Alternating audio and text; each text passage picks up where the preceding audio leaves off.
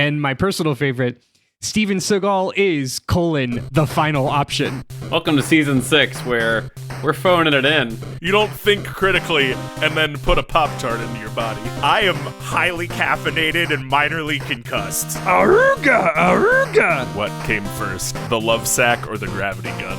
It's my turn to do a sin with Sonic. This is for the freaks. Too much piss. That's the kind of bad decisions we like to hear about. Love me a sleepy-ass bat. How much shrimp can you fit in your mortal body? You told me you guys would be cool. That's season 6 intro material right there. Hello and welcome to Debate This, the show where no one is right, but someone is definitely wrong.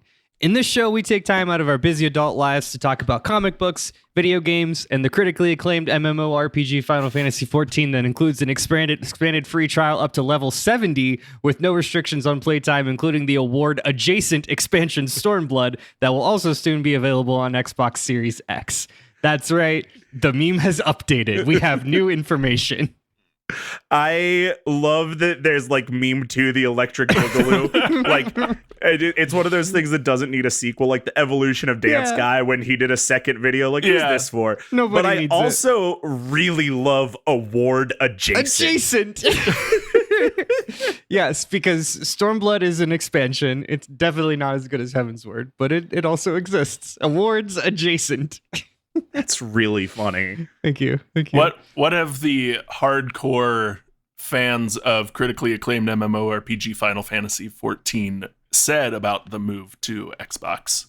Yeah, so let me explain. So they this, as of recording, this past weekend, so the last weekend in July was FF14 Fan Fest, which is a big con that the game puts on in Vegas. And there are actually 3 fan fests in the there's one in Vegas, there's one in Europe, and there's one in Japan. And this is how they reveal like the slow drip feed of the next expansion. So this was part 1 of 3 effectively. So we got the name drop for the new expansion. It's called Dawn Trail. Not that you guys care, but that's for Daddy. Our main character is a trailer of our main character looking hot as hell on a pirate ship. So here we are. All right. And part of that was the announcement that they're expanding the free trial. They're adding one more expansion to the free trial. So to the question, and then the other big announcement was again the move to Xbox Series X. I think everyone's like, yeah, fine. Okay. The game has a pretty big like console contingent. There's tons of people that play on PlayStation, so I think people are just like, yeah, cool, great. Like maybe they'll probably put the free trial on Game Pass, which is like pretty dope. So Nice. Neat. Phil Spencer was at the thing and they like brought him out and they like he came out. He looked like he like literally just stepped off a plane and he was born on a plane and died on a plane. He was just like, hello, my friends. I'm so happy to travel. Reads paper Eorzea with you. Like it's like, okay, Phil Spencer, good job. You did it. You can go back to your crypt now. I have another question on this, Sure. and then we can get into the main topic of the day. Is Final Fantasy XIV the only one that is an MMORPG? Actively, yeah. 11 was also an MMO, but it's not active. You can still play it, but it's no longer like supported. Gotcha. Yeah, it's a real Overwatch 1. Well, it's not Overwatch 1 because you can still play it. You can't play Overwatch 1. No, the first version of Final Fantasy XIV that got that's Overwatch nuclear 1. Destroyed by a dragon was Overwatch 1. That's correct. See, I listen when you talk. Isn't that fun? My heart just grew 3 sizes this day. To change topics only briefly, watching mastery of something is a spectacle that humans have engaged in going back before recorded history, whether that be through blood sport or just the regular type of sport. We as people cannot get enough of watching really, really ridiculously talented people doing really, really ridiculously difficult things. And when it comes to video games, something that already has a definitive win and lose state, how do you prove yourself to be the very best, like no one ever was, at playing any one individual game? You do it by playing it faster than anyone else has ever played that game before. And You record that time and post it up on the internet so all the world knows how good you are at playing that game real fast. And then you compare that time to others from all over the world who also play that game just as fast as you. Which brings us to today's topic, the Olympics of video games, games done quick. I feel like there should be like a fanfare sound effect. Yeah, like a sort of applause. We need a soundboard. Can we invest in a soundboard? Don't threaten me with a good time, Andrew. You don't want to open that can of whoop ass. Season 7 is getting a soundboard. I think Matt's foray into his 30s is Matt's going to be a soundboard guy. Dude, you activated my Morning Zoo radio degree trap card. All right, I'm going to go on Amazon after this. I think the key there is all four of us have to have a different soundboard, and we can't load the same sound effects up. Yeah, right. Oh, fuck.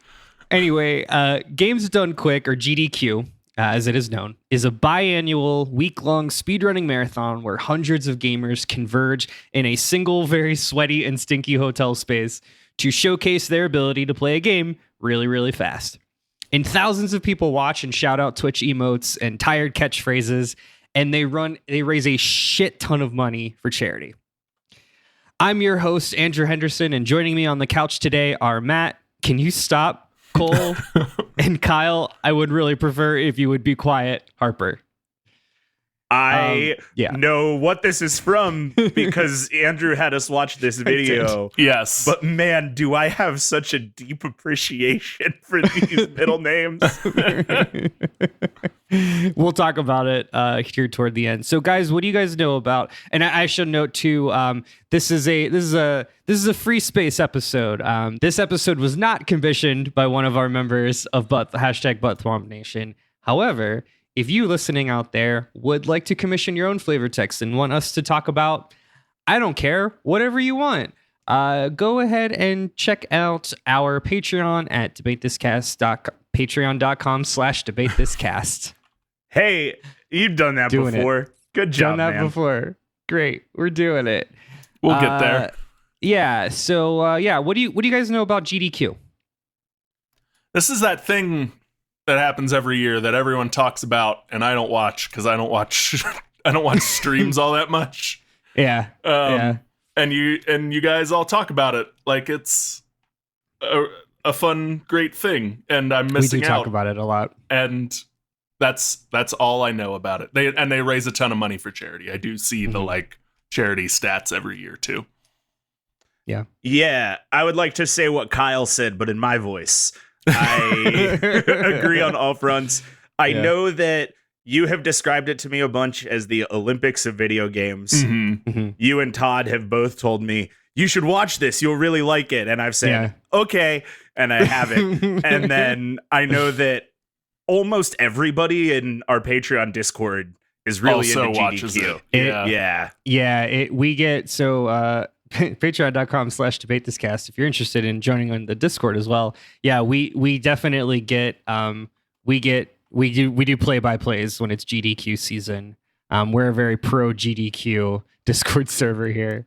Matt, I'm glad to learn you also haven't watched any of these, because I thought I was the only one in our entire Discord server. So well, no, man, I also just hide in the corners and mute my notifications. And so let me start by saying there is a lot of speedrunning can be very overwhelming to get in. So I would like this next insert time here to be a starter pack to get you. We're gonna go over not only the history of GDQ, but like some of the phrases, the terms, the things that you might hear.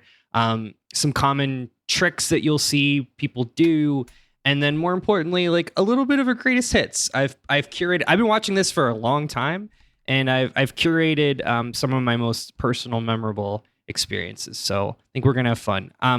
So let's start by talking a little bit about the organization itself.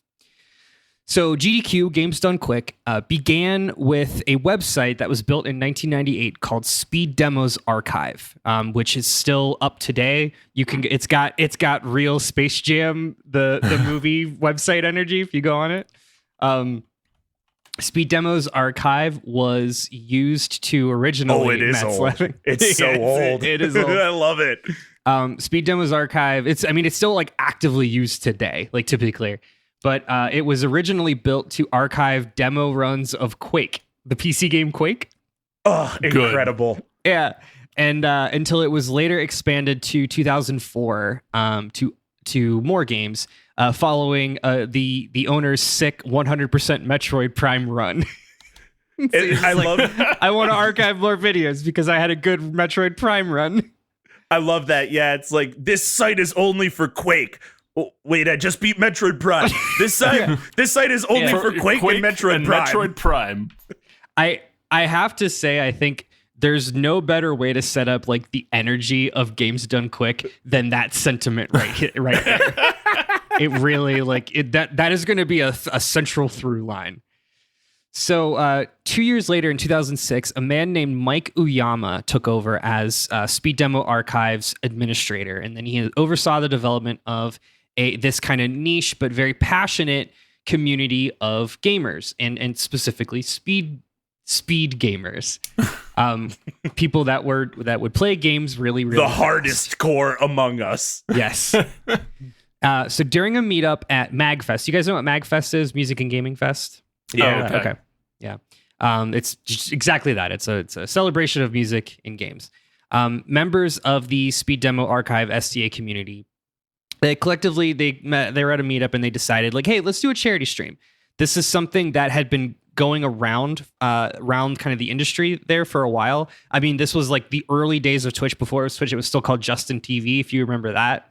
Back then. Wow. Man, I didn't, but that unlocked something within me. I was just gonna say, what did they stream on? Because I just looked it up out of curiosity, and Twitch wasn't founded till 2011. That's correct. Yeah, Justin TV came first. It was Justin.tv. I remember that now. There's a bit here, I'll get into it, but basically, like, their streams it was so like it was built on such like gum and duct tape that like if they had over like 1,000 users, it would immediately boot them, because the .tv it's Tivoli. Tivoli, I think, is the country.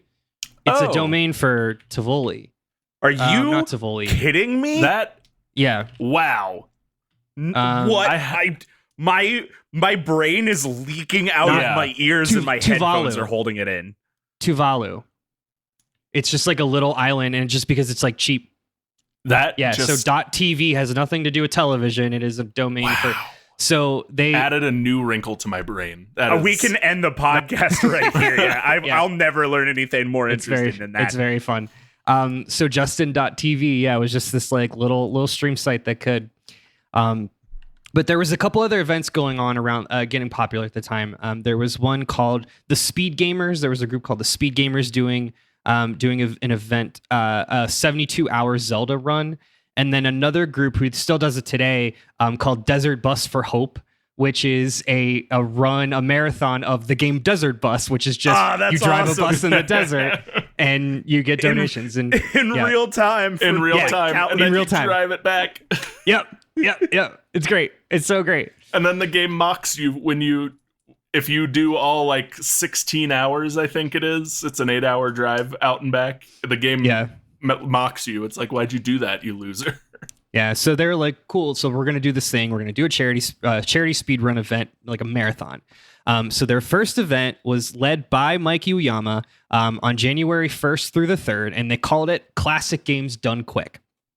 And they did it during MagFest, which was at the time in Alexandria, Virginia. It's like DC area. This is great. During the event, the internet was so bad in the hotel that Mike Uyama famously had to relocate it to his mom's basement. And they streamed Classic Games Done Quick in Mike Uyama's mom's basement. And so good. If you're listening at home, now is the time that you should definitely access the Imager library link. There's only a few images, but man, oh man, you got to see this first image of these two guys sitting in Mike Uyama's basement doing the very first GDQ event. The most 2010 basement I've ever seen in my life. So Mike, the owner of SDA, is on the left here wearing the headset. Wow. It's Man, great. there's a great. rack of sentimental golf balls on the back row and everything. Yes, sir. So, being that this event was tied to MagFest, they kind of narrowed the focus of the event to just like older NES games, SNES era games, hence classic games done quick. That name actually reportedly comes from an old 1990 Quake speedrunning event, a project called Quake Done Quick, which is like, it's a good name. Yeah, It is a good name. Rolls off the tongue well. It does. Yeah. But it was a success, like despite the fact that it was in his mom's basement or whatever. Enough, they raised some money and they're like, yeah, fuck it, let's do it for real. So 1 year later, on January 6, 2011, the event was officially like decoupled from MagFest and was extended to a full 5 days, where they streamed out of a 4-H conference center in Maryland. So the event will, for a while, kind of hover around the DC area. This is where they also expanded the focus of the games to hit more modern titles. In the report, it was like, we wanted to play Halo, so they changed the name to Awesome Games Done Quick, and that's where we get it. At the time, the charity for the marathon, the charity for which the marathon was raising funds, changed to the Prevent Cancer Foundation, and it actually still supports that today. So AGDQ still supports Prevent Cancer Foundation. Nice. In August of that year, Speed Demos led a second kind of spin-off event called Summer Games Done Quick. And this would be a mid-year companion to AGDQ. So to recap, we've got AGDQ Awesome Games Done Quick in January, and then Summer Games Done Quick. So Summer Winter Olympics. Now, Summer is functionally the same as Awesome. The only major difference is its location and the charity that it benefits. For the latter, the charity began the first year as the Organization for Autism Research, the first 3 years, and then was changed to Doctors Without Borders in 2013, which is what they support today. So AGDQ is Prevent Cancer Foundation, SGDQ is Doctors Without Borders.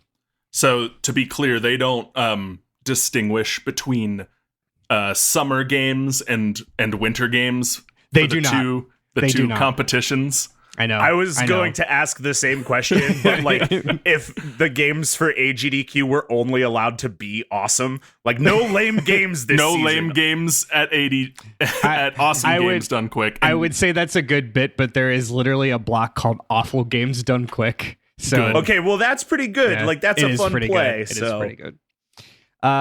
So since then, GDQ has pretty much maintained this cadence of AGDQ in January, SGDQ in July, August. It kind of bounces around whenever they can book the space. Yeah, whenever they can book the space, exactly. But AGDQ is almost always like the first week of January. So AGDQ, like I said, has mostly been hosted in various hotels around the greater DC area until it moved to Orlando, Florida in 2020. You guys read the news about Florida lately? I've read the news about Florida a couple times lately, in fact. Yeah, you sure have. So, funny story about AGDQ. It actually hasn't been live since 2020's Orlando, Florida.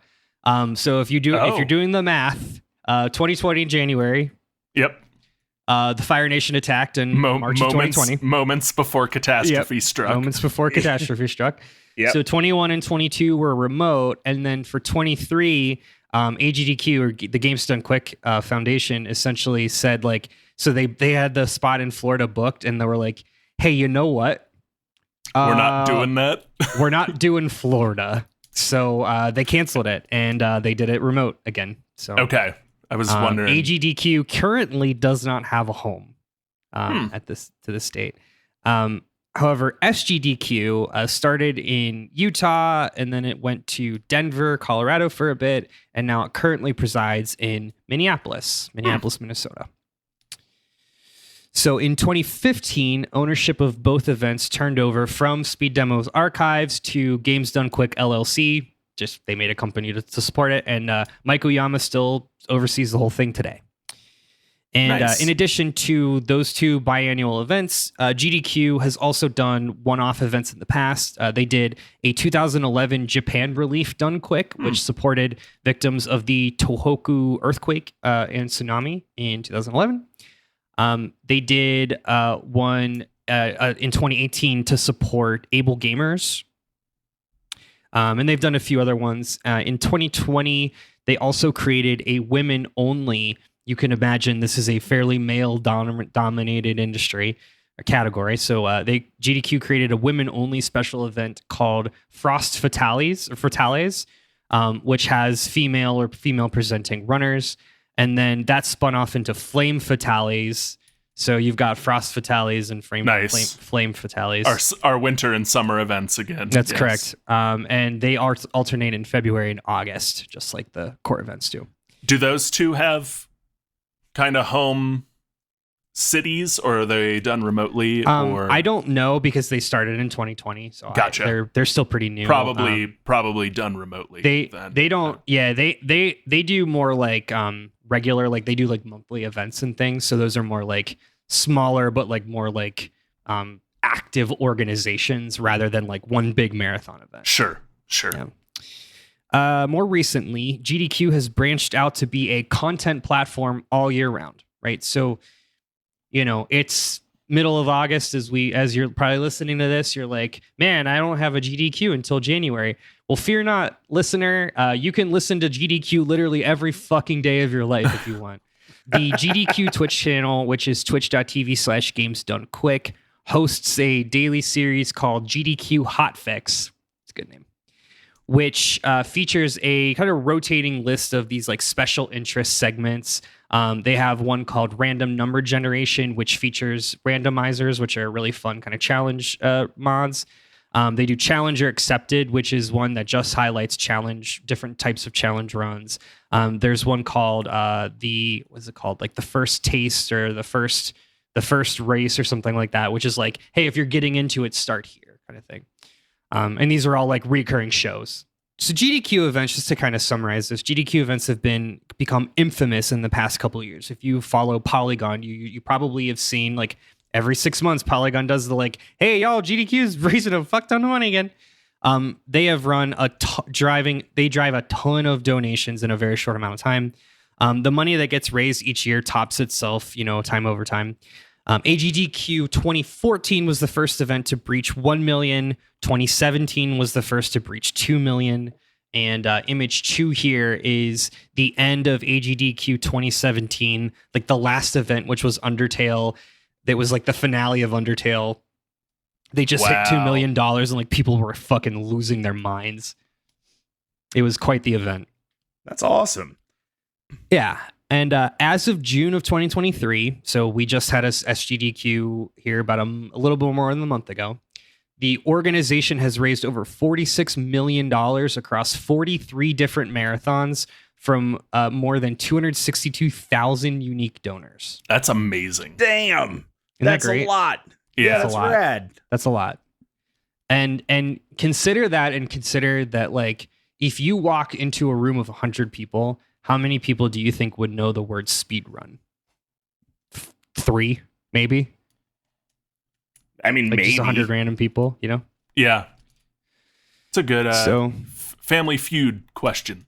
Right. Now, as the marathons have attracted more attention from outside of these speedrunning communities, developers and other independent organizations within games have become involved, which is really cool. It's very common to see these like big $10,000 donations from apparel shop The Yeti or indie developer Tiny Build. There's a couple other developers that always show up. A lot of game devs have joined in as commentators. They'll call in and like talk about their games and like watch somebody fucking crack open the skull of the thing that they worked on for 5 years. It's really cool. It's become a very collaborative thing. So you have said a bunch of times that GDQ is like the Olympics of video games. I would like to raise you that GDQ is the Farm Aid of video games. Yeah. Well, okay. It's the Olympics let's talk about it, because literally my next bullet here is let's talk about what GDQ is and how it works. Look at that. I didn't even read your next bullet. I know, this is really good. And to Matt's point, I think the more appropriate is GDQ is the Olympics meets a telethon. So you're not wrong. It's a charity exhibition. Which are also things in sports. It's what if we put on the Olympics, but instead of giving gold medals for countries, we're gonna make you donate money. So that's it. And by that I mean it is not a competition. The objective, the overall goal is to showcase. This is more like an invitational, right? It's come and showcase the thing that you spend so much of your time doing, and show off and force people to donate money.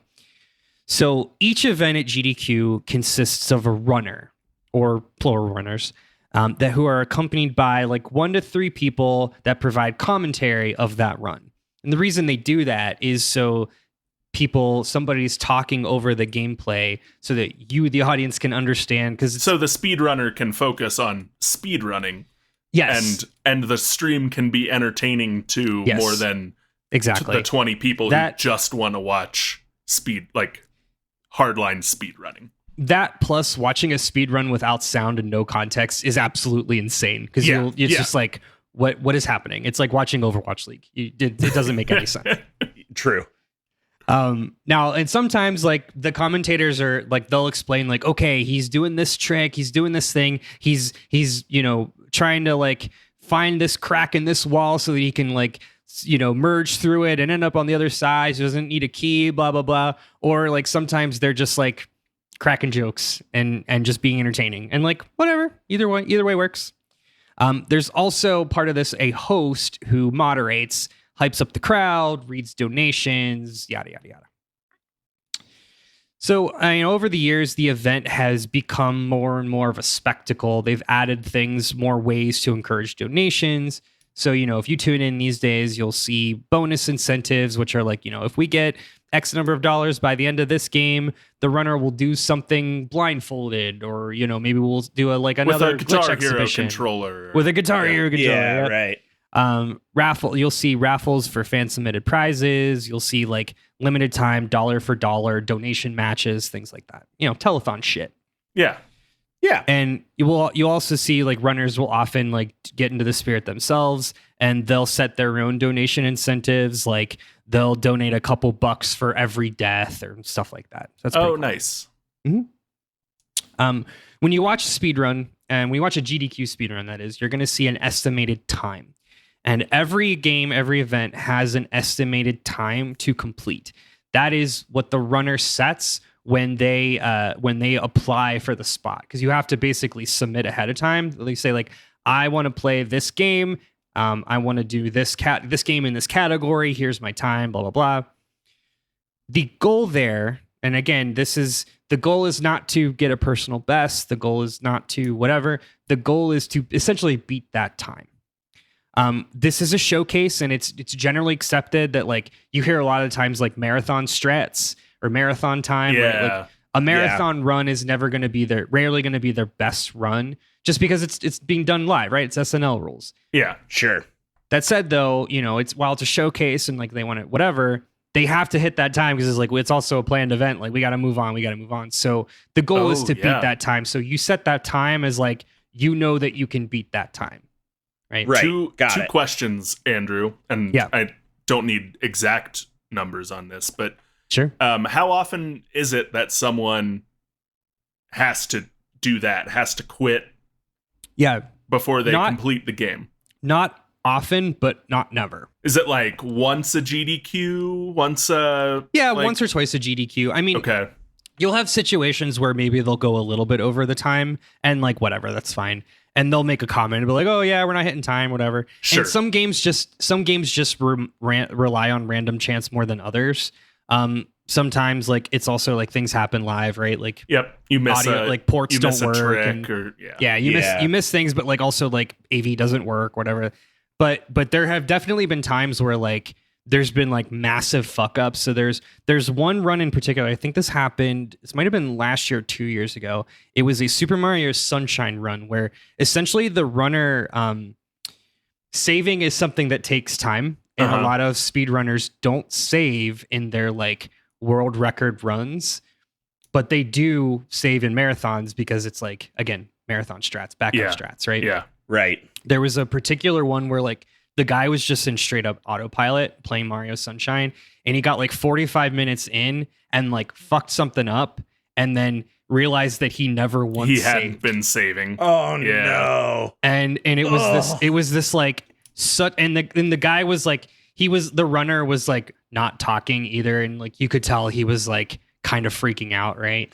And it was really cool because the audience was like very supportive of him. Sure. And it ended up like he tried it again, and then he like fucked up again after 20 because he was so like he was just all like messed up, like tilted. Yeah. So he took like 5 minutes. They were like, go take a breather, like go run in the bathroom, like take a beat. He came back and they did just like a glitch exhibition, which was was great. Nice. You know, and ended up really, really great. But it took the audience being like, come on, man, you can do it, you know.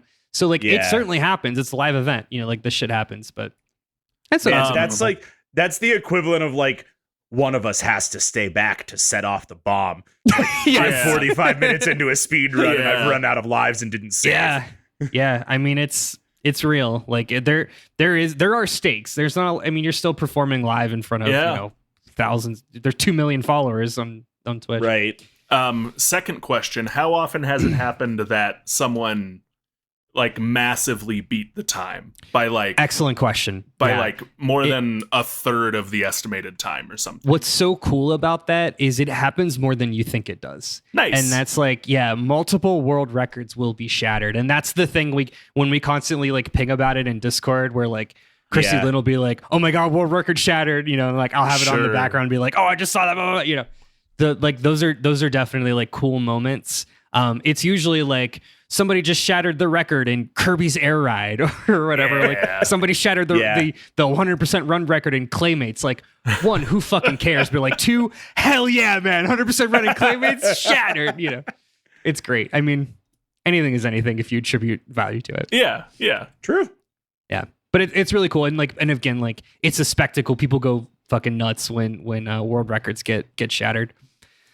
And that's, you know, this kind of brings me to, you know, speedrunning as a sport, right? Because like I think this is a sport. This is an esport. But it's different than other types of esports because this is entirely community driven. You know, this is the most socialist type of like spectator sport I think they can exist. Yeah. There is no central organization or group, save for GDQ itself. There's no like one central organization or group that says like, this is what speedrunning is. This is what like, these are the categories for this game, or like, you know, nobody says like what 100%ing a game actually means, right? So what that means is the only central force are the people that run the games themselves. The community dictates like what the categories are, what constitute, like when do you press stop on the timer? You know, how many bananas do you need to count Donkey Kong is 100% completed, right? Like it's that kind of thing. And speedrunning is just one of the most open, welcoming, and collaborative communities out there. You know, and you'll see if you watch any speedrunner out there, especially with GDQ, you'll constantly hear like, yeah, just like come to the message boards, you know, we'll help you get started. There are there are more tutorials on YouTube for speedrunning than there are like fixing appliances. Like it's ridiculous, man. I've linked here a great example of like the community sharing, because what will happen, especially with these like, you know, your Marios, your Zeldas, your Pokemons, the entire massive communities will spring up and build resources, tutorials, video tutorials, walkthroughs. They'll share glitches that they find and everything. And I just linked one here, PokemonSpeedruns.com, and it's kind of a shared reference guide or encyclopedia to anything you'd ever want to know about Pokemon speedrunning.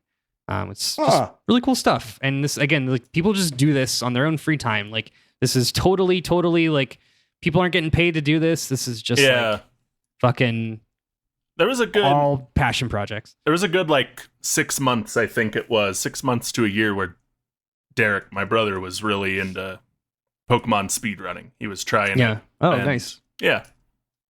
Yeah, I'll talk about it here in a bit, but I fell down the randomizer hole, and I'm still there, but yeah. Still in that hole. Yeah, I'm sure that I'll say this again at some other point in this episode, probably a couple of times, but there's something very old internet about all of this Incredibly. that I really like. Yes. And it just feels really good. Yeah, you know? 1000%. Back in the day when the internet was more than 3 websites, This is the Something Awful forums, but like become alive. Yeah. So let's talk about the actual events themselves. Now, every event or category needs to have a goal. For most games, it's rolling credits, right? For some of those, though, it might be like getting all the items or beating all the bosses. But, as games evolve and people get bored and think of new ways to fuck up games and fuck up themselves. So I'm going to go through some major categories and like types of events that you'll see. Starting with the most vanilla, we got our any percent run.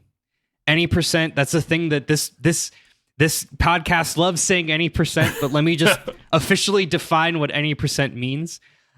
This just means getting to the end of a game by any means necessary. Now, what I say that because this very often is going to involve exploiting glitches or otherwise manipulating the game in some way that was not intended to get to the end quickly as possible. These are your real glitchy runs. These are your correct. real like we're gonna hack through 8 walls and 4 levels to shave an hour off of off of playtime. Okay. Exactly. Okay. And that's by and large the most common type of run there is. Just any percent, just get to another common one is glitchless, which you can pretty much tell from context. It is not what you said, Kyle. It is just mastery. It is just I play this game really well and I play this game really fast. Now, are glitchless still any percent? Like that's correct. Okay.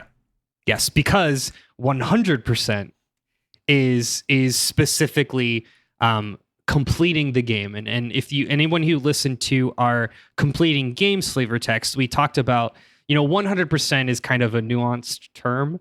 And this is where I think it's really cool because these communities decide what is 100%ing a game. For some games, it's pretty clear. There might be a menu screen that says 100%, or Sure. maybe there's a menu or a codex to fill out or whatever. But some games it's not, right?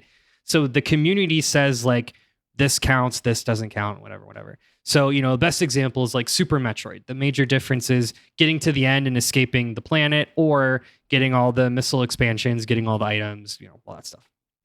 Gotcha. Cool. Another example of kind of a vanilla traditional run is, all bosses, all dungeons, all things. These are challenges in the game.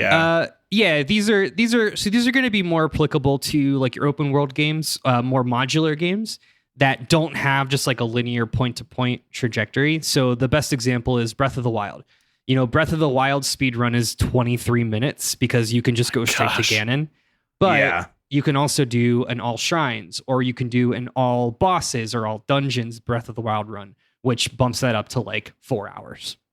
Sure. And the difference, the reason why people would do this and what makes this still different than 100% is you're still kind of instead of finding the shortest point way between 2 points, you're finding the shortest way between 6 points. Right? Sure. Mm-hmm.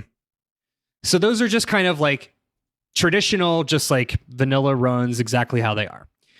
So Kyle, you mentioned challenge runs. These tend to be my favorite types. I think challenge runs can be really fun, and this is what kind of adds another layer of spice. So there's challenge runs for the game, and then there's self. How do I put this?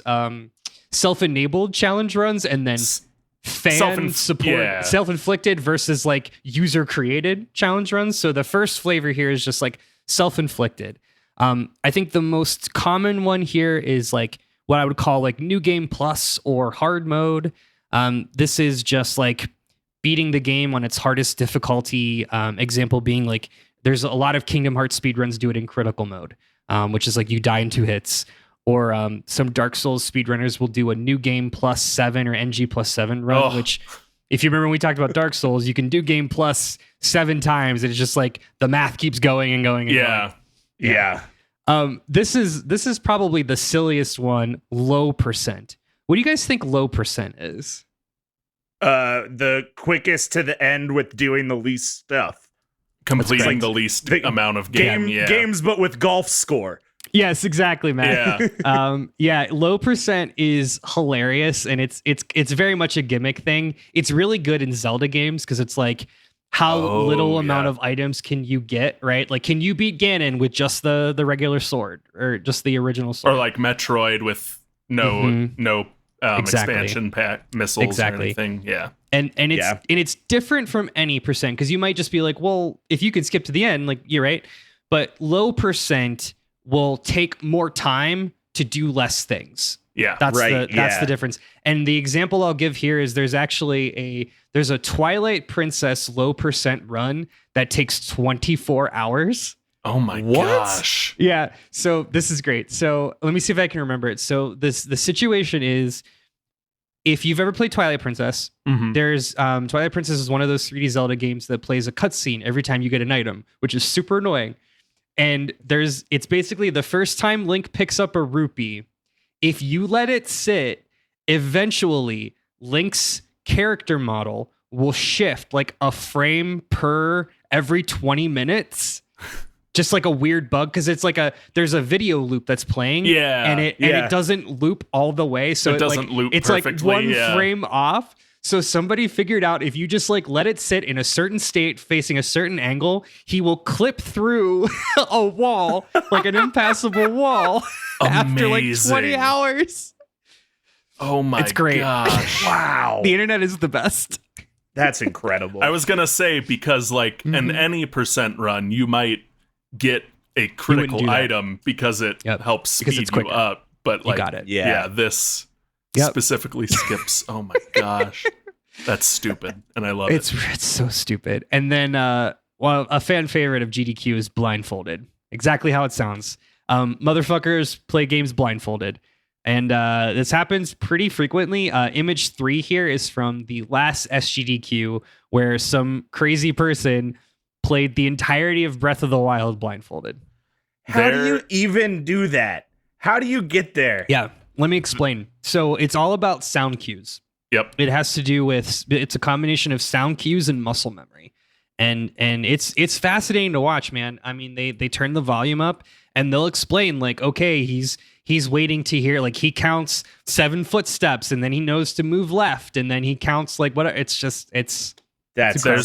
there's a guy on Save Data who will play Pokemon Stadium randomizer, like the rental game of it, completely blind. Oh, really? Nice. He knows what was that, Jason? Yeah, it's Jason. Yeah. He knows the Pokemon cries. He knows the like pool of random attacks every Pokemon has, and then like will listen to what the attacks are and can figure it all out from there. It's insane. So we talked about challenge runs. So let's talk about challenge modes and fan games. So we're getting into the ROM hacks, and this is the chef's kiss. This is the best of the best here. This is where you get into the real silly shit. So do you guys know what ROM hacks are? Yes. I do. Yes. You're nodding. For the listeners and anybody out there doesn't know, a ROM hack is essentially a remix, a player created or a fan created remix of a game. It's not, it's using assets of a game to shift it around and either remix elements of the game itself or create an entirely new one. Mm-hmm. You may think like, hey, that sounds like copyright infringement. It is. It is. At time of recording, there has been a bit of a ROM hack in the news as a Street Fighter 6 tournament was going on, and somebody left their hack on to make Chun-Li nude. Oh, I did hear about that. It slipped through on broadcast. Yep. So there's your ROM hacks in the news, or should I say, in the nudes. In the nudes. There it is. Yikes, dude. So this is where we're going to talk about randomizers. Randomizers, a personal favorite of mine. A randomizer is a type of ROM hack that takes things like items or equipment or keys and literally randomizes their locations in a game. So the best example of this is Legend of Zelda: Link to the Past. Every item exists in a chest. Well, what if we just swapped all the chests around, right? So what that means is, oh, you're not going to get the hook shot in Temple 3 to get so that you can get to Temple 4. No, you're going to find the hook shot in a chest in this cave that you can access like way at the end of the game. So your ass has to figure out how to get to Temple 4 without the hook shot. Or you better figure out how to find the hook shot. Pokemon randomizers are real common too, where every Pokemon encounter is just completely really random. Good. Yeah, and that's where so games like Pokemon, where you've got a massive category of things and ways to like really shake things up. Games that involve earning items to progress, like Zelda or Metroid 2, these are really popular ones that do randomizers. Not so much for Mario, because for Mario's got a different category that we call Kaizo. So, do you guys know what Kaizo games are? I sure do. I know what Kaizo games are. I know Matt does. So Kaizo is a category named after a fan-made Super Mario World ROM hack from way back in 2007 that is colloquially known as Kaizo Mario World. It was not called Kaizo Mario World. Interestingly enough, the game was called, and I'm gonna butcher this Japanese, but it's basically Kaizo Mario wo Yujin ni Purei Sasetamita, which is roughly translated to making my friend play through my own custom Mario hack. Good. That's so much better. Yeah, the title is actually the title of a series of videos from Japan that went viral of this like Mario hack. So people kind of caught on to the Kaizo, the first word of that, Kaizo Mario, and then just called it Kaizo Mario World. So we get an image 4 is a screenshot of Kaizo Mario World. And I'm going to explain what you're seeing here. So another kind of like unofficial name for Kaizo Mario World is Asshole Mario. So what you're explaining, what you're seeing, and I'm sorry the image is a little bad quality, but what you're seeing is basically Mario's all the way at the left of the screen, and there are 5 bullet bills stacked on top of each other, about a half a foot from his face. Yeah. This is the first frame of the first level of World 1, Level 1. That's correct. So you have to know immediately to mash the run button backward, mash the run backward, and jump as high as you can, and jump over the bullet bills in a couple seconds. So Kaizo Mario is pretty. I mean, there are again hundreds of YouTube videos out there. Kaizo Mario is also has spawned famously introduced the hidden question block trap, which of course inspired an entire generation of Mario Maker creators. Myself included. That's right. Kaizo games are also a very popular category of Pokemon ROM hacks as well. Where just every battle is super duper tough. Yeah. So the original Kaizo. So Kaizo Mario's definitely the most common for the Kaizo treatment. There are certainly other Kaizo type games. But this original Kaizo Mario spawned a ton of these tough as nails Mario hacks. I'll name a couple: Super Dram World, Grand Poo World, Super Pango World, which we'll explain the relevance there in a bit. And then other non-Mario games like Super Metroid Impossible. Good.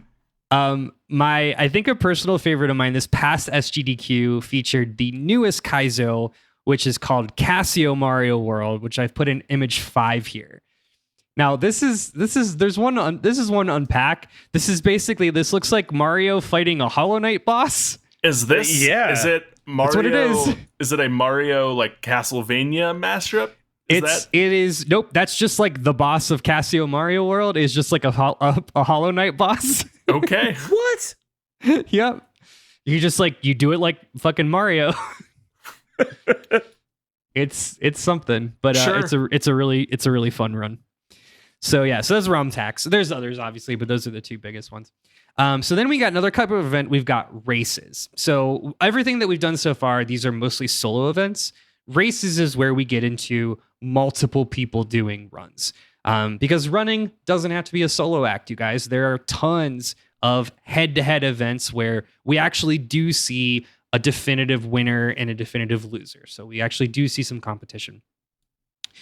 We have just normal 2-person, 3-person, 4-person races. And these are just going to be your traditional run, like an any percent, maybe 100%, where, 2, 3, 4 people will race to finish first. And the way that they do that at GDQ events is they will quarter people off, or they might be just remote, so that's fine. Just so they don't see what everyone's doing, obviously. And you'll get the sound from like one of the 4 people, and they'll rotate it around and they'll show you like, oh, the sound's coming from here. But watching this definitely has the energy of like an esport, because you're getting that more like play-by-play commentation from the hosts and things like that.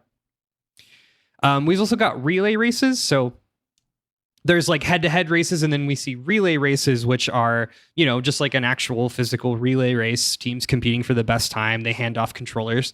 This is also a really popular thing with RPGs and long-form speedruns. Oh, okay. And I'll talk a little bit about RPGs later, but essentially, RPGs kind of were left out of the GDQ form for a long time, because as you can imagine, like Final Fantasy VII, even if you do it really fast, you're still playing Final Fantasy VII for 10 hours, right? Yeah, it doesn't translate well. It's hard to translate to a marathon. In past years, they've really like come to accept RPGs as events. Is a 7-day event, so they do have time. But relays are often how people do that, just so like you're not sitting for 10 hours straight. Do they coordinate the handoff, like the baton is handed off, like they absolutely do. They practice it and everything. Oh Hell yeah. There was one in this past SGDQ where they did a Sonic Adventure 1 relay where each character did a different story, and they like dressed up as the character. Sure. Oh, that's awesome. Yeah, it's a good one. And then of course randomizer races. So, going back to randomizers, the randomizers are interesting because you can't really you can speedrun a randomizer, but you can't really world record a randomizer just because of the nature of RNG. It'll be right? different. Right. Yeah, it'll be different every time. So the way that they do competitive randomizers is they'll do races. So 2 people will go head to head at the same seed, which just means like they get the same variables, the same things in the same places, essentially. Mm-hmm. So it's it's like a puzzle. It's like solving a puzzle quicker. Yeah. And then I think one of my favorites is bingo. Have you guys ever seen bingo races? No, but I'm looking at the picture and I get it. I also get it. Yeah, it's very good. Bingo is great for games like Mario Sunshine and Banjo-Kazooie, where you have to do a bunch of tasks. Mm-hmm. So essentially what happens is with bingo races, you get a bingo card. And instead of, so it's kind of like the same rules as randomizers where, and the same strategy as randomizers where you don't, you have to know the game well enough that you're going to have to figure out paths in real time. Right? Yeah. Right. But it's let's say the bingo card says I don't know, get 20 moons, right? You have to be the first person to get 20 moons. So it's okay, how do I get what am I going to do? What's my path going to be to get the quickest 20 moons first? There are a ton of Mario Odyssey bingo runs. That's probably one of the most prolific bingo event. That makes sense. Yeah. A tool-assisted speedrun, or TAS. So this is an entirely separate sect of people that do this, but I'll try to explain what a TAS is. So people that spend a lot of time trying to find glitches and exploits often utilize applications that allow them to slow down and replay their emulated games frame by frame, right? So it's like an instant replay or something like that. Runners can use these same tools to then pull off insanely specific stunts that would just otherwise be impossible for normal human reflexes. So a TAS run or a TAS speedrun, a tool-assisted speedrun, is essentially a showcase of that tool's ability, right? Okay. Now, these are a little bit harder to explain, but essentially, again, it is things that take less than a frame, less than the time it like our human muscles aren't quick enough to do, but like a computer can replicate, right? Yeah. And it just takes like a lot of precision and a lot of like specific precision. So obviously you can't do that live in an event. So the way that they do task runs is they have TaskBot. TaskBot plays games, and what TaskBot plays are these prefabricated runs, essentially. So what people do is they will program all of the inputs for a particular run. So it's just like a binary code of like A, B, X, left, right, left, right, right. Yeah. And they will feed that to a robot that plays it live. So TaskBot plays the game. And it's not a recording, it's a live thing, but it is essentially like pre-programmed. So it's like it's not we're not watching a pre-rendered image. We're watching a AI learning model apply these tool assists to a live run. You're watching a computer play a computer. That's correct. Great. Okay, cool. Image 7 is an image taken from TaskBot Plays Brain Age, which was just a really fun exhibition thing. So you guys all remember Brain Age. It was a game where you had the DS where you would just like write math with your stylus. So they did a fun little exhibition of TaskBot did all of these like fun drawings, and this is just TaskBot drawing "Shut up and take my money" on with the DS stylus. It's very fun. It's very silly. It's very light, but it's a good one if you're interested in TaskBot. And then the last event here we'll talk about, as I mentioned earlier, is Awful Games Done Quick, which is just a fun novelty block of runs. Every GDQ, somebody just highlights just a fucking dog shit series of games that says like, and just always constantly makes you ask the question, like, why does anybody want to speedrun this? 2023's SGDQ featured the likes of Pac-Man 2, The New Adventures, Yolanda, The Final Challenge, and my personal favorite, Steven Seagal is the final option. Yeah. So that is that's an overview of Games Done Quick. When we come back, I'm going to go over some common terms, a little light dictionary, and we'll end with some of my greatest hits. So stay with us.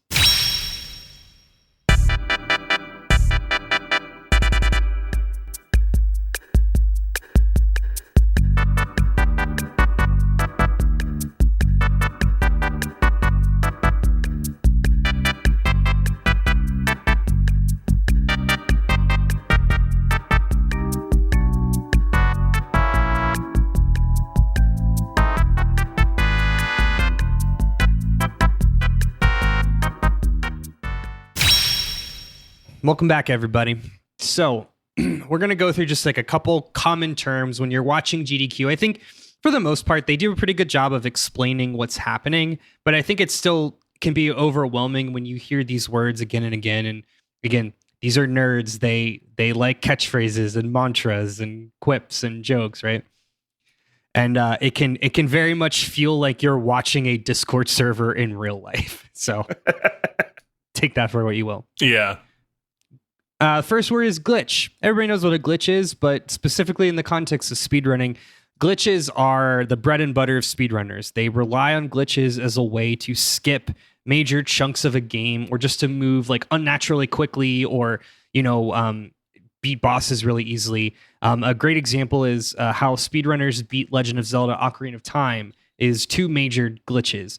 They'll use a glitch called, it's a crouch stab. So basically, like they trick the system into thinking that Link is jump attacking when he's crouch stabbing, and it does like 4x damage. So you can kill a boss in like 2 hits. In 2 hits or one cycle, which is what it's called. And a cycle is like, again, the cycle of like vulnerability, right? So you kill a boss, you one cycle a boss. That's pretty common. And then that gives us into the word trick.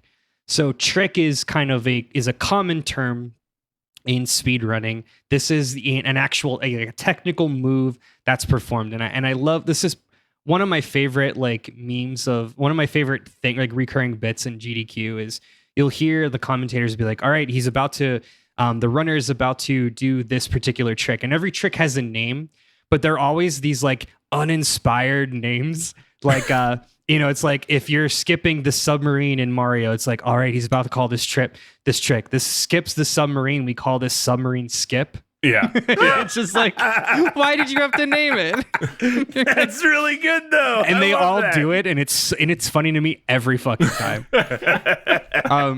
I put in a couple GIFs here, and again, like, it's hard to experience speedrunning without watching it, but with just like static images. But I put in a couple like GIFs of like really common things found in Mario games, because again, like, Mario speedrunning is a great starter. So image 8 here this is probably the most common movement glitch for Mario 64. So everybody does it. And I can't explain exactly how it works, but basically like you backflip Mario into a point where his ass is shuffling backwards at like maximum velocity. And he shuffles his ass through walls. And he just kind of like launches himself into a portrait of Bowser and then kind of thunks into the level. And that's how people move through Bowser's castle or Peach's castle in Mario 64. This another GIF here. This is from Super Mario Sunshine. This is a common like what's called a what is it?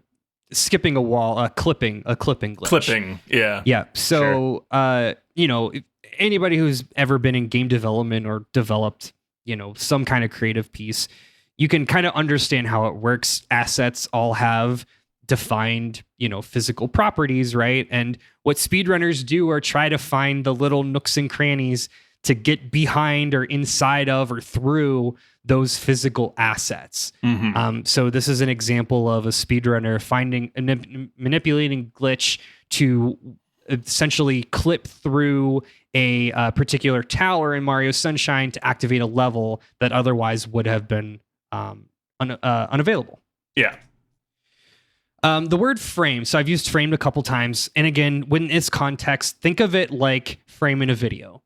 Each second is made up of several frames, which are, of course, still images. When played in succession, give the impression of movement, right? So in this case, frames are used as shorthand to represent fractions of a second. So when you hear something like frame perfect or this takes just a few frames, that is a particular input that has to be done within the span of a single frame or a single few frames. Otherwise, like a 30th or even a 60th of a second, right? So very, very quick. Mm-hmm. RNG. We've probably said that on the pod before. RNG stands for random number generation. This is a kind of a common term in game development, but it comes up in speedrunning as a major obstacle for runners because random number generation represents random chance. And as I mentioned before, if your speedrun is not 100% planned out, you have extra variables. And any random chance will add to add to potential issue or challenges down the road. Or worst case, you might get RNG where that you might die when you might get hit by something you otherwise wouldn't have. Yeah. And then you didn't save and you go back, 3 hours worth of progress. So yeah, RNG is the biggest baddie in speedrunning. And that gets us to RNG manipulation, which is a term. It's originally this was used as a type of trick or exploit. I think Pokemon, Kyle, is probably a great example, especially the old Game Boy ones. Since Pokemon was like the Game Boy Pokemon were built like on a T9 calculator. The RNG manipulation is literally like tricking the game to not to randomly generate a specific number, to not be random. Right. More often though, it's just commonly used as a joke because runners obviously have like a lot of personal tics. And it's like when you're randomly pressing buttons, like, oh, it's just RNG manipulation. The phrase pause buffering. This is a common type of trick, especially in older games, where a runner will mash the pause button to trick the game into moving the placement of a character. This is also really common in Legend of Zelda: Ocarina of Time. So like runners will like blow themselves up with a bomb, and then like get the force will propel them backwards, and they'll use pause buffering, and each pause will move Link farther, and he'll like cross a gap he otherwise wouldn't have crossed. I remember that very specifically from an old Game Grumps Sonic 06 video. Yes. Where you can pause to jump as Knuckles infinitely. It was the Knuckles Boom thing, or the Knuckles Sonic Boom Sonic thing. Boom, not Sonic 06. Yep. And then I think the coolest one is wrong warping. So this trick comes up a lot, where a runner will essentially force the game to load an area on top of another area, which it basically confuses the game and has them dump out in an unintended location.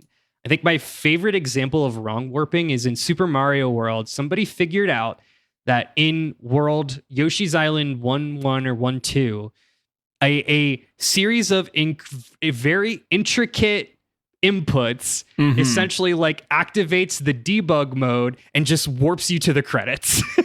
What? Wow.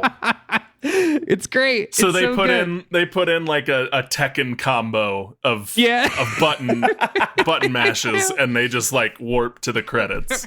Yep.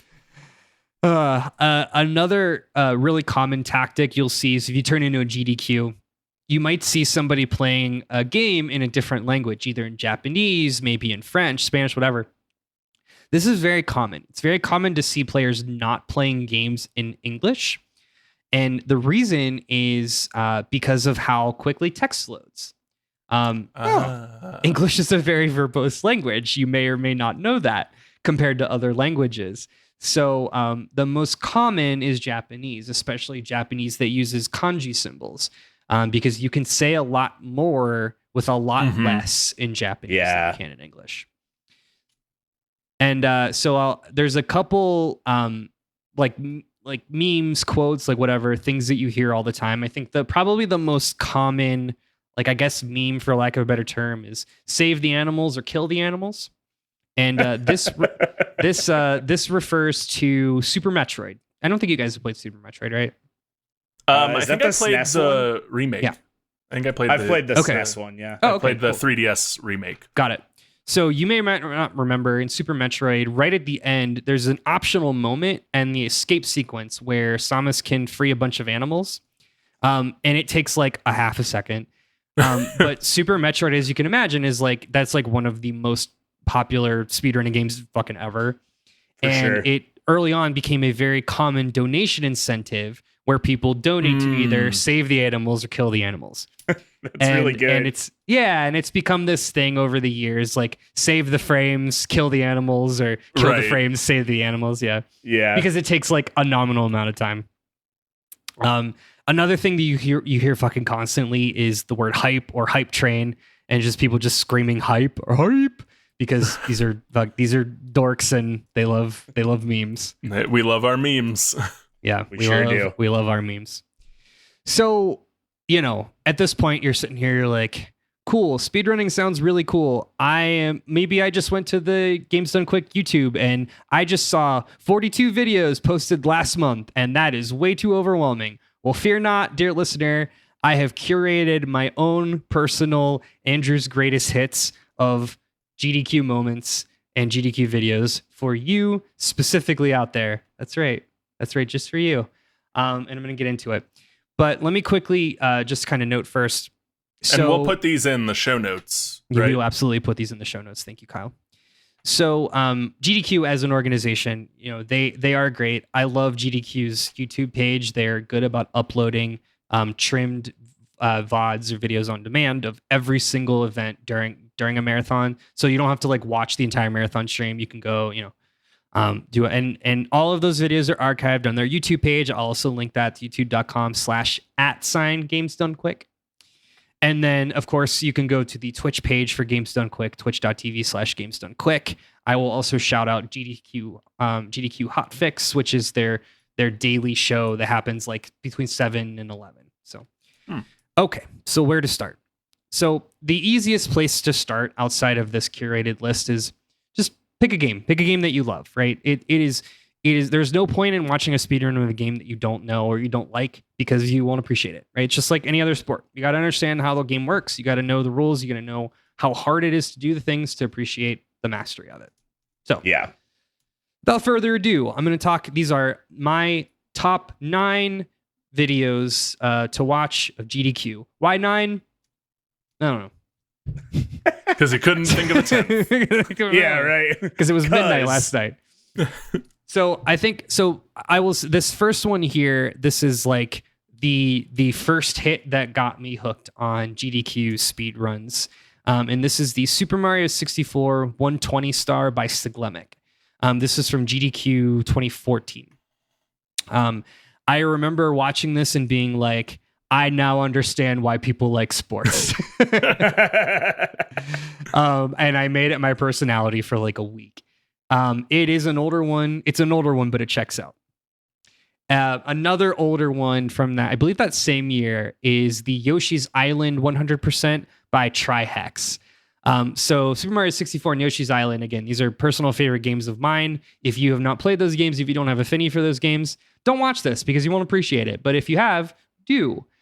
Trihex, I think since this time has been banned from GDQ and probably isn't the best of people, but whatever. His play style is so technically impressive, and like Yoshi's Island is not a technical game, so to watch it be played in that capacity is interesting in a different way than it is to see Mario being played like that. Sure. Also, like halfway through, there's this weird energy because he just takes the shirt off. Good. Nobody needed that. Nobody needed it, but it happened. For listeners at home, Super Mario 64 speedrun is about 2 hours, and the Yoshi speedrun is about 3.5. Yeah, these aren't short, so starting Settle when in. you're pooping. Make some starting when popcorn. you're pooping. I think speedruns are great to watch when you're trying to fall asleep. If you're a TV in bed kind of person, or Andrew, laying on how the long couch does to it- take a nap person. How long does it take you to poop? You might need to see a doctor. Kyle, I'm 35. That's still. Moving on. That's a part-time job. It's a couple poops. It's like 3. All right, my next one is 2018 Super Dram World by Grand Pooh Bear. Grand Pooh Bear is like the Michael Jordan of speedrunning. Do you watch Grand Pooh Bear, Matt? I got nothing. Oh, okay. I assumed you did. He does Mario stuff. He does Mario World, Mario Sure. Maker. Yeah, I didn't get too far into the community of Gotcha, Mario. I just gotcha. kind of did it myself. Yeah. I think Grand Pooh Bear is great. He's like one of the weathered old veterans at this point. He's like, yeah, back in my day when we were playing Kaizo Mario, But he's been doing this forever. He's very good at commentating. He's very charismatic. He's very good at crowds. He's also announced that he's just retiring from GDQ. This was his last event. Oh. But this was him playing Super Dram World, which is one of those Kaizo hacks. Okay, personal, really one that holds a close place in my heart. This is from 2016 Final Fantasy IX by 3 guys named Toju, Mutsuki, and Luzbelheim. So I mentioned earlier, RPGs have a very sordid past at GDQ. A long time ago, they only did side scrollers and platformers, and then maybe we'll have Final Fantasy VII like overnight, right?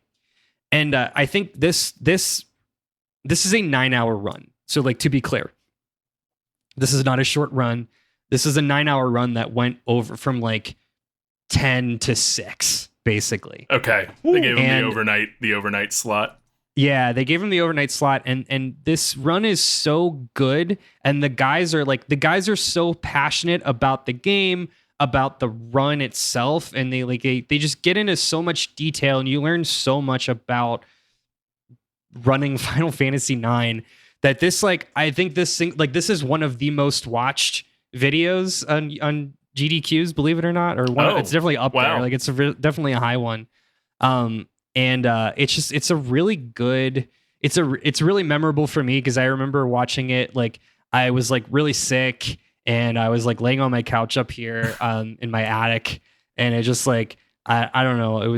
It really like it. It has a special place in my heart. You got just as delirious as they were playing it. And that's it. Like, it convinced me to play Final Fantasy IX, a game that I didn't really have a lot of interest in the past. But you can see their like slow descent into madness through this 9 hours. It's really great. Another long form one is this Majora's Mask 100% by Majin Phil, Full Grown Gaming, Thiefbug, Trev Person. This is a 4-person relay. So these both are relays, to be clear. Another one that's just really stuck with me over the years. This one is more technical, and they get into like, Majora's Mask is a very complicated game to 100% because you have all of these like really intricate quests you have to do at certain times.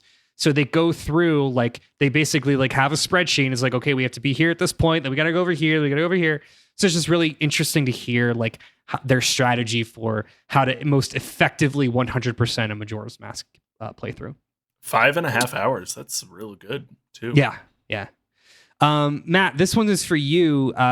This past year, Super Mario Maker 2 Relay. So 2 teams of 4 did a relay race and played Super Mario Maker 2 levels.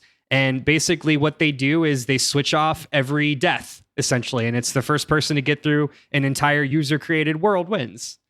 Oh, man. That's really cool. That is very much for me. It's great. It's great. And it involves some of the world's absolute top of the pile Mario World and Mario Maker players. Pangaea Panga, who is Super Pangaea World is named after. Also, Pit of Pangaea from Mario Maker 1, I believe. That's named after him. Or Pit of Panga, that's it. Yeah, and Pit of Panga. Pit of Panga. And Shoujo, who's a woman streamer. She is incredible. She's like, I think, the best Mario player who's ever lived. Damn. Yeah. Amazing stuff. And she's really fun to watch. So yeah, definitely check that out. Kyle, this one is for you. You may have already seen it. You mentioned I have Pokemon. not seen this, but you mentioned Pokemon randomizers. So Pokemon Emerald by Kizaron, 360 Chrism, Shenanigans, and Adef. This features an especially chaotic randomizer hack of Pokemon Emerald, where not only is it randomized, not only does each Pokemon evolve at every level, but the evolution that they evolve into is also randomized at every level. Oh no. Okay. That's a nightmare. Yeah, it's ridiculous, and it's a ton of fun because the guys that are doing it are in the GDQ sphere. So like Kizaron and Adef, 2 of the guys, they host hotfix shows. So like they're very good with the crowd. They're all buds. Like it's very chill. It's very fun. They're all, they're joking, like messing around the whole time. Gonna save that one for a rainy day. So I mentioned at the end of AGDQ 2017, when the marathon hit $2 million. This was the Undertale run. This was Undertale by TGH. Oh. TGH is an incredibly technical platform player. They also did a really good run of Celeste. I didn't list it here, but if you're like Matt and really should be playing Celeste, maybe play Celeste and then watch TGH's run of Celeste as well. Matt plays Celeste. That felt unnecessary. Yeah, it's not. It's very necessary. You should play Celeste. I definitely would. Day of my birth. I definitely. This is your birthday present right here. This is it. The one I definitely wouldn't watch this first, but definitely watch it. It's Ocarina of Time by Taskbot. So this is something that just needs to be experienced. There's really nothing else quite like it. What this is a bunch of nerds essentially, like they cracked open the Ocarina of Time case and they rooted inside and they got all the little jams and jellies. They essentially basically stitched together like new content from deleted assets that they found in the archive, in the game files. What? Yeah, that's crazy. Yeah, and then they have Taskbot playing that game, and it gets pretty wild. You just gotta watch it. It's something else. Cool. So those are 9. Those are all full runs. I again, like, don't watch them all, but if one of those sounds of interest of you, just throw it on in the background when you're doing your quarterly fiscal reports or your whatever little Excel things you do out there. Filing your expenses for the quarter. You fucking Excel gremlins, you. I see you. So other notable, I've had a weird day. Other notable highlights. So I mentioned I would really like you to be quiet now. So I'm going to link it here too. I think probably the funniest GDQ moment is I believe this was like maybe 2015. It was earlier on in the event cycle. A man is running the game Tomba 2, which like who's played Tomba 2? I sure as hell haven't. I hadn't even heard of it before. Yeah. That clip you showed us like evoked memories of the ad. Sure. I remember the ad on everybody remembers Nickelodeon. that. Yeah, everybody remembers that. So this guy is playing Tomba 2, and I think this was before they established that like, because I don't know if I mentioned earlier, but the people on the couch that do the commentary are also speedrunners of that event, right? So they know what's going on. Okay. They're all in that community. Yeah. Right? I should have mentioned that earlier. I think this is before that was established. So just some dude, like he's a speedrunner, just some fucking guy. He never played Tomba 2. He's a speedrunner. He was there, but he just some fucking guy just came and sat down. And the runner was like, "Oh, hey, not having it, dude. Not having it at all." Yeah, and That and he's adds just some like context. Okay. right. And this commentator, he's trying so hard to be funny, and he's just not funny. He's not funny. And there's a point where the guy he's slowly getting driven insane, and he says, I would really prefer if you would stop talking.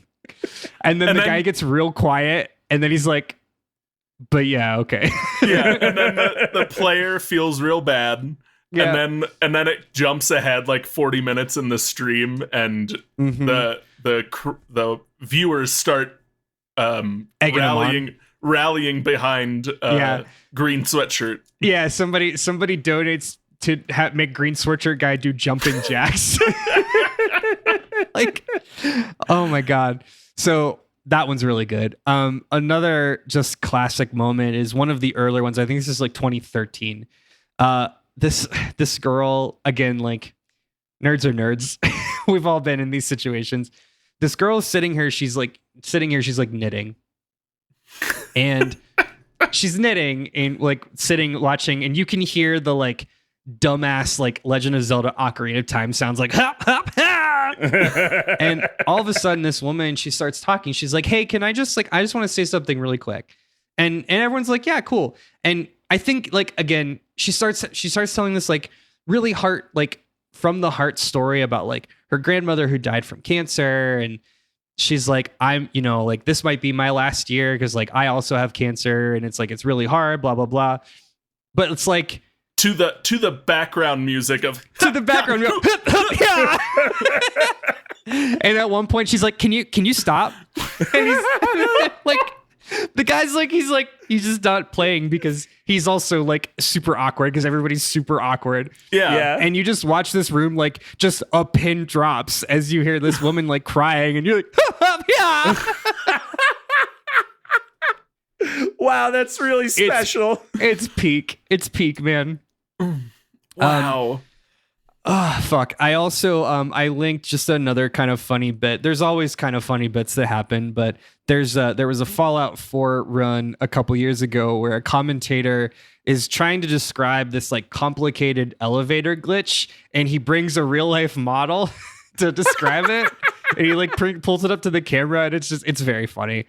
So I've linked it here, and I'll put the time code. But yeah, that's it. That's GDQ. It's just fun, man. Like it's just fun, wholesome, good time.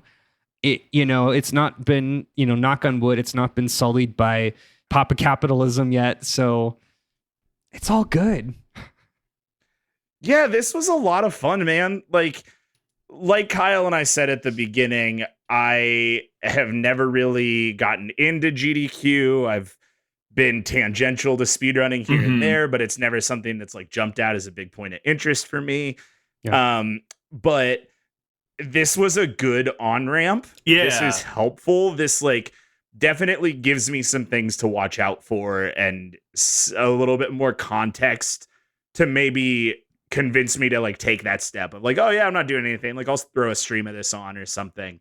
I think specifically like the index of words to know is cool and helpful. Yeah. Especially like as I have gotten really into watching Overwatch League and competitive Overwatch as a whole, there are so many words that I spent the whole first year I watched being just like what looking the up. hell does that mean?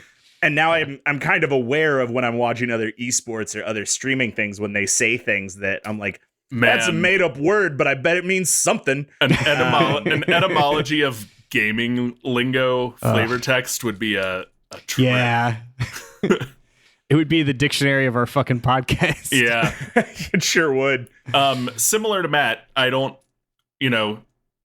watching streams of games is not a thing that's ever like fully clicked for me. I've given it a shot and like enjoyed it in the moment and then never returned to it. I'm going to watch some of these. I want to watch this Pokemon Emerald one you put in when I have, something that I can do for 3 hours to put this on in the background. I want to watch the Super Mario 64 one too. I think that's a good, like, you get all the bits of it. It's a good like headline into what this is. Yeah.